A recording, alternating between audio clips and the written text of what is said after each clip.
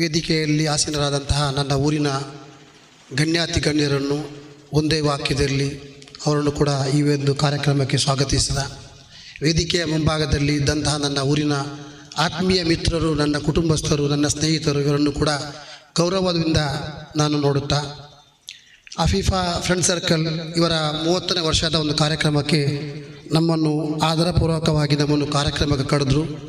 ಭಾಳ ಸಂತೋಷವಾಯಿತು. ಎಲ್ಲಿ ತನಕ ಅಂತ ಹೇಳಿದರೆ, ನಿನ್ನೆ ರಾತ್ರಿ 10 ಗಂಟೆಗೆ ನನ್ನ ಮನೆಗೆ ಬಂದು ಈ ಒಂದು ಕಾರ್ಯಕ್ರಮದ ಒಂದು ಲೆಟ್ರ್ ಅವರ ಕೈಯಲ್ಲಿ ಬಾಕಿಯಾಗಿತ್ತು. ಅದನ್ನು ಕೂಡ ನನ್ನ ಮನೆಗೆ ತಲುಪಿಸಲಿಕ್ಕೆ ಅವರು ಭಾಳ ತ್ರಾಸದಿಂದ ಬಂದರು. ಯಾಕಂತ ಹೇಳಿದ್ರೆ ಭಾಳ ಕಷ್ಟದ ಕೆಲಸ. ಒಂದು ಕಾರ್ಯಕ್ರಮ ನಿರೂಪಣೆ ಮಾಡೋದಾದರೆ ತುಂಬ ಕಷ್ಟ ಉಂಟು. ಅಂತಹ ಒಂದು ಕಷ್ಟವನ್ನು ಲೆಕ್ಕಿಸದೆ ಮನೆಗೂ ಹೋಗಿ ಒಳ್ಳೆಯ ಅತಿಥಿಯನ್ನು ಕೂಡ ಕರೆದರು ಈ ಕಾರ್ಯಕ್ರಮಕ್ಕೆ. ಪೊಲೀಸ್ ಇಲಾಖೆ ವತಿಯಿಂದಲೂ ಕೂಡ ಒಳ್ಳೆಯ ಒಂದು ಗುರುತಿಸುವಂಥ ಒಂದು ಕಾರ್ಯಕ್ರಮವನ್ನು ಮಾಡಿಕೊಂಡಿದ್ದಾರೆ. ಈ ಒಂದು ಕಾರ್ಯಕ್ರಮ ನಿರೂಪಿಸನ ಮಾಡಿದಂತಹ ನಮ್ಮ ಅಫೀಫಾ ಫ್ರೆಂಡ್ ಸರ್ಕಲ್ನ ಅಧ್ಯಕ್ಷರು ಮತ್ತು ಸರ್ವ ಸದಸ್ಯರನ್ನು ಕೂಡ ಈ ಒಂದು ಸಂದರ್ಭದಲ್ಲಿ ಬಹಳ ಸಂತೋಷದಿಂದ ಹೇಳ್ತಾ ಇದ್ದೇನೆ. ನಿಮಗೆ ಅಭಿವಂದನೆಗಳು. ಇನ್ನು ಹೇಳಿದ್ರೆ ನಾವು ಸಂಘಟನೆ ಯಾಕೆ ಬೇಕು ಅಂತ ಹೇಳಿದ್ರೆ, ನಮ್ಮ ಊರಿನಲ್ಲಿ 2 ಸಂಘಟನೆಗಳು ನಿರಂತರ ಚಟುವಟಿಕೆಗಳು ಮಾಡ್ತಾ ಇದೆ. ಅದು ಎಲ್ಲರಿಗೂ ಗೊತ್ತಿರುವಂತಹ ವಿಷಯ. ಅದರಲ್ಲಿ ಅಫೀಫಾದಲ್ಲಿ ಅವಳು ಸ್ವಲ್ಪ ಒಂದು ಸಂಘಟನೆಯನ್ನು ಹಿಡಿತದಲ್ಲಿಟ್ಟುಕೊಂಡು ಒಳ್ಳೆಯ ಒಂದು ಕಾರ್ಯಕ್ರಮಗಳು ಆಯೋಜನೆ ಮಾಡಿಕೊಂಡು ಬಂದರು. ಅವರು ಈ ಸಂಘಟನೆ ಭಾಳ ಒಂದು ಹೆಸರುವಾಸಿಯಾಯಿತು. ಅದು ನಮಗೆ ಭಾಳ ಸಂತೋಷವಾಗ್ತಾ ಇದೆ. 2 ದಿನಗಳ ಹಿಂದೆ ಒಂದು ಕಾರ್ಯಕ್ರಮ ಕೂಡ ಮಾಡಿದರು. ನಾನು ಕೂಡ ಒಂದು ಕಾರ್ಯಕ್ರಮದಲ್ಲಿ ಭಾಗವಹಿಸಿದೆ. ಅದು ನಮ್ಮ ಆರೋಗ್ಯದ ಒಂದು ಶಿಬಿರ ಆಗಿತ್ತು. ಭಾಳ ಸಂತೋಷವಾಯಿತು. 180 ಜನರು ಹಿಜಾಮ ಒಂದು ಆರೋಗ್ಯಕರವಾದಂತಹ ಒಂದು ಬ್ಲಡ್ಡನ್ನು, ನಮ್ಮ ಬಾಡಿಲಿರುವಂತಹ ಕೆಡುಕು ಬ್ಲಡ್ಡನ್ನು ತೆಗೆದು ಒಳ್ಳೆ ರಕ್ತ ಸಂಚಾರಕ್ಕೆ ನಮಗೊಂದು ಅವಕಾಶ ಮಾಡಿಕೊಟ್ರು. ಅದಕ್ಕೆ ನಾನು ಧನ್ಯವಾದಗಳನ್ನು ಹೇಳ್ತಾ ಇದ್ದೇನೆ ಅವರಿಗೆ.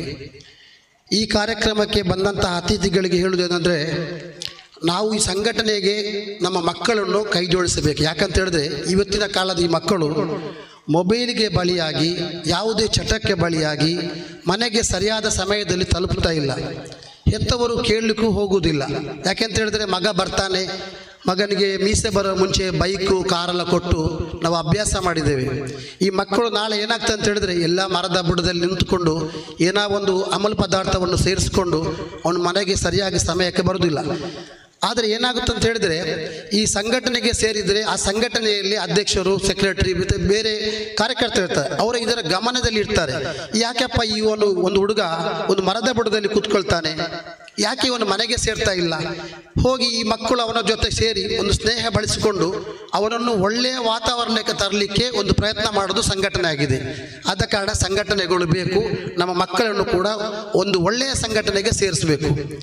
ಇನ್ನೊಂದು ವಿಷಯ ಅಂತ ಹೇಳಿದ್ರೆ, ಹೆಸರು ಹೇಳೋದಿಲ್ಲ, ಊರು ಹೇಳೋದಿಲ್ಲ, ಯಾರ ಮಗ ಅಂತ ಕೂಡ ಹೇಳೋದಿಲ್ಲ. ಭಾಳ ಒಂದು ಬೇಸರ ಆಯಿತು ನನಗೆ.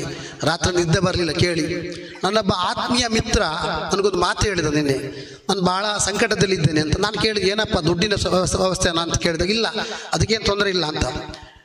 ಮತ್ತೇನು ಅಂತ ಹಾಗೆ ಹೇಳ್ತಾ ಹೋದಾಗ ನಾನು ಕೂಡ ನನಗೆ ಆಯಿತು, ಇವನ ಏನಾದರೂ ಒಂದು ಅಂತಹ ಒಂದು ಅಹಿತಕರ ಘಟನೆ ಏನಾದರೂ ಹೇಳೋದಾದರೆ, ಆಘಾತಕಾರಿ ಘಟನೆ ಹೇಳೋದಾದರೆ ನನಗೇನಾದರೂ ಒಂದು ಆಶ್ರಯ ಬೇಕು ಅಂತ ಹೇಳಿ ನಾನೊಂದು ಮರ ಹಿಡ್ಕೊಂಡು ಕೇಳಿದೆ. ಹೇಗೊಂದು ಮರವನ್ನು ಹಿಡ್ಕೊಂಡು ಕೇಳಿದೆ, ಏನಾಯ್ತಪ್ಪ ಅಂತ. ಅವನೊಂದು ವಿಷಯ ಹೇಳಿದ, ನನ್ನ ಮಗ ಬೇಡದ ಚಟುವಟಿಕೆಗೆ ಕೈ ಹಾಕಿದ್ದಾನೆ, ಬೇಡದ ಚಟುವಟಿಕೆಯಲ್ಲಿ ನಿರಂತರಾಗಿದ್ದಾನೆ, ನಾನು ಏನು ಮಾಡಬೇಕು ಅಂತ ಕೇಳುವಾಗ ನನಗೆ ಬಹಳ ಬೇಸರ ಆಯಿತು. ನಮ್ಮ ಊರಿನ ಯುವಕ, ನನ್ನ ಸ್ನೇಹಿತನ ಮಗ. ಯಾಕೆ ಅಂತ ಹೇಳಿದ್ರೆ, ನಾವು 2014 ನಾನು KC ರೋಡ್ನಲ್ಲಿ ಯುನೈಟೆಡ್ ಸೋಷಿಯಲ್ ವೆಲ್ಫೇರ್ ಆರ್ಗನೈಸೇಷನ್ ಅಂತ ಒಂದು ಸಂಘಟನೆ ಸ್ಥಾಪನೆ ಮಾಡಿ 10 ಹಲವು ಕಾರ್ಯಕ್ರಮಗಳನ್ನು ಮಾಡಿ 5,000 ಮನೆಗಳಿಗೆ ನಾವು ಭೇಟಿ ಕೊಟ್ಟಿದ್ದೇವೆ. ನೀವು ಮಾದಕ ಚಟುವಟಿಕೆಯಲ್ಲಿ ಪಾಲ್ಗೊಂಡಂಥ ಮಕ್ಕಳನ್ನು ಬಿಡಿಸಬೇಕು, ಅದರ ವ್ಯವಹಾರ ಮಾಡುವವರನ್ನು ನಾವು ಪೊಲೀಸ್ ಇಲಾಖೆಗೆ ಅವ್ರನ್ನು ವಶಪಡಿಸಿಕೊಂಡು ಅವರಿಗೆ ಕಾನೂನು ರೀತಿಯಲ್ಲಿ ಏನು ಶಿಕ್ಷೆ ಆಗ್ತದೆ ಅದನ್ನು ನಾವೆಲ್ಲ ಮಾಡಬೇಕು ಅಂತ ನಿರಂತರ ನಾವು ಅಂತಹ ಕಾರ್ಯಕ್ರಮಗಳು ಮಾಡ್ತಾ ಹೋದಾಗ ನನಗೆ ಜೈಲಿಂದ ನಿರಂತರ ಕಾಲ್ ಬಂತು. ಕೆಲವರಿಗೆ ಗೊತ್ತಿದೆ ಇದು. ನಿರಂತರ ಕಾಲ್ ಬಂತು. ರಾತ್ರಿ ನನಗೆ ಮಲಗುವಾಗ ಜೈಲಿಂದ ಕಾಲ್ ಬರೋದು. ಈಗ ಕಾಲ್ ಮಾಡಿದವರು 2-3 ಜನ ಸತ್ತು ಹೋದರು, ಇನ್ನೊಂದು 2-3 ಜನ ಇದ್ದಾರೆ ಬದುಕಿ, ಅವರು ಕೂಡ ಸಾಯ್ತಾರೆ. ಯಾಕೆಂತೇಳಿ ಅಷ್ಟು ಚಿಂತೆ ಹಿಂಸೆ ಮಾಡಿದ್ದಾರೆ. ನಮ್ಮ ಯುವಕರು 1-2 ಹುಡುಗರನ್ನು KC ರೋಡ್ನಲ್ಲಿ ಗಾಂಜಾ ಸಹಿತ ಅಥವಾ ಮಾದಕ ವಸ್ತುಗಳ ಸಹಿತ ಪೊಲೀಸ್ ಇಲಾಖೆಗೆ ಹಿಡಿದು ಕೊಟ್ಟರು. ಅದು ನಮ್ಮ ಕೆಲಸ ಅಲ್ಲ, ಪೊಲೀಸ್ ಇಲಾಖೆಗೆ ನಾವು ಹಿಡಿದು ಕೊಡಬಾರ್ದು, ನಾವು ಸುಳಿವನ್ನು ಕೊಡ್ಬೋದು. ಅದೇನಾಗ್ತದೆ, ಗ್ರಜ್ಜಿಟ್ಟಾಗ ಏನಾಗ್ತದೆ, ಆ ಸಂಘಟನಾ ಅಧ್ಯಕ್ಷರು ಯಾರು ಅಂತ ನನ್ನ ತಲೆಗೆ ಬಂತು. ಅದು ನನಗೆ ಬಹಳ ತೊಂದರೆ ಕೊಟ್ಟಿತ್ತು. ಅದರ ನಂತರ ನಾನು ಅದರಿಂದ ಹಿಂದೆ ಬಂದೆ. ಯಾಕಂತ ಹೇಳಿದ್ರೆ ಈ ಮಾದಕ ದ್ರವ್ಯ ಅಂತ ಹೇಳಿದರೆ ಅದರ ಹಿಂದೆ ಬಹಳ ದೊಡ್ಡ ಒಂದು ಗುಂಪೇ ಇದೆ. ಅದು ಯಾವುದಕ್ಕೂ ಹೇಸದಂತಹ ಗುಂಪು, ಯಾವುದೇ ಕೃತ್ಯ ಮಾಡಲು ಕೂಡ ಅವರು ರೆಡಿ ಇರ್ತಾರೆ. ಇನ್ನೊಂದು ವಿಷಯ ಹೇಳಿದರೆ, ಸಂಘಟನೆಯಲ್ಲಿ ನಮಗೆ ಏನು ಮಾಡ್ಬೋದು ದುಡ್ಡಿಲ್ಲದು ಅಂತ ಹೇಳಿದರೆ, ಕೇರಳದಲ್ಲಿ ಕೊರೋನಾ ಟೈಮಲ್ಲಿ 1-2 ಯುವಕರು ಸೇರಿಕೊಂಡು ಹೇಳಿದರು, ನಮಗೆ ಈ ಕೊರೋನಾ ಸಂದರ್ಭದಲ್ಲಿ ಭಾಳ ಹಸಿವೆಯಲ್ಲಿದ್ದಾರೆ, ನಮಗೆ ಏನು ಮಾಡ್ಬೋದು ಅಂತ. ಎಲ್ಲ ಯುವಕರು ಸೇರಿಕೊಂಡು ಒಂದು ಸಂಘಟನೆ ರೂಪಿಸಿದರು.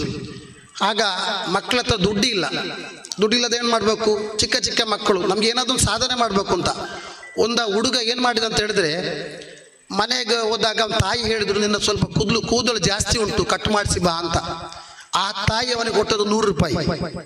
ಅವನು ಬಾರ್ಬರ್ ಶಾಪಿಗೆ ಹೋಗಿ ಕೇಳಿದ, ನಾನು ತಲೆ ಕೂದಲು ಕಟ್ ಮಾಡಿಸಿದ್ರೆ ನಂದು ನೀವು 100 ರೂಪಾಯಿ ತಗೊಳ್ತೀವಿ, ನಾನು ಬೋಲಿಸಿದ್ರೆ ಎಷ್ಟು ತೆಗೀತಿ 60 ರೂಪಾಯಿ. ಅವನೇನು ಮಾಡಿದ ಅಂತ ಹೇಳಿದ್ರೆ, ತಲೆ ಕೂದಲು ಕಟ್ ಮಾಡಿಸದೆ ಸಂಪೂರ್ಣವಾದ ಬೋಲಿಸಿ ಅದರಲ್ಲಿ ಉಳಿದಂಥ 40 ರೂಪಾಯಿಯನ್ನು ಆ ಒಂದು ಕೊರೋನಾ ಪೀಡಿತ ಸಂಘಟನೆಗೆ ಏನು ನಾವು ಕೆಲಸ ಮಾಡ್ತೇವೆ ಆ ಒಂದು ಸಂಘಟನೆಗೆ 40 ರೂಪಾಯಿಯನ್ನು ಹಾಕಿದ. ಇದಾಗಿದೆ ಸಂಘಟನೆಯಲ್ಲಿ ಕೆಲಸ ಮಾಡಲಿಕ್ಕೆ. ನಮಗೆ ಒಂದು ಛಲ ಇದ್ದರೆ ನಾವು ಏನು ಕೂಡ ಮಾಡ್ಬೋದು ಅಂತ. ಆದ ಕಾರಣ ನನಗೆ ಮಾತಾಡಲಿಕ್ಕೆ ಅವಕಾಶ ಕೊಟ್ಟ ನನ್ನ ಅಫೀಫಾ ಫ್ರೆಂಡ್ ಸರ್ಕಲ್ ಅವರಿಗೂ ನಾನು ಅಭಿನಂದನೆ ಸಲ್ಲಿಸಿ ನನ್ನ ಮಾತು ನಿಲ್ಲಿಸ್ತೇನೆ. ಜೈ ಹಿಂದ್.